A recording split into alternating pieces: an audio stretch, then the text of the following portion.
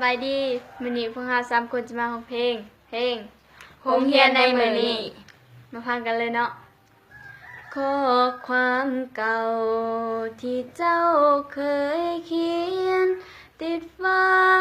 ห้องเรียนล้านยังจำได้ลายมือครูโตน้อยโตใหญ่ลายมือครูงดงามถึกใจล้านอ่านเมื่อใดใจมันคิดฮอดบ่ไหวเจ้าจากแล้วจากถิ่นกันดาร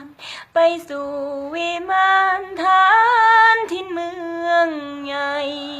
คงจะลืมนักเรียนแล้วไป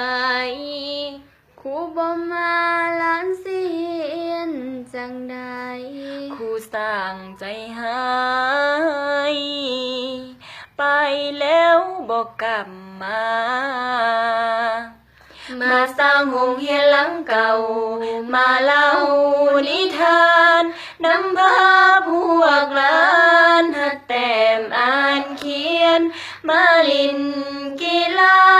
สอนให้ขยันหมั่นเพียรหลานยังคอยท่าอยู่ที่หน้าโรงเรียนให้ครูกลับมาสร้างโรงเรียนหลังเก่ามาเล่านิทานนำพาพวกหลานหัดแต้มอ่านเขียนมาเล่นกีฬาสอนให้ขยันหมั่นเพียรหลานยังคอยท่าอยู่ที่หน้าโรงเรียนให้ครูกลับมาให้ครูมาอาสาให้ครูมาอาสาคือเก่านั้นเนอเห็นใจพวกหลา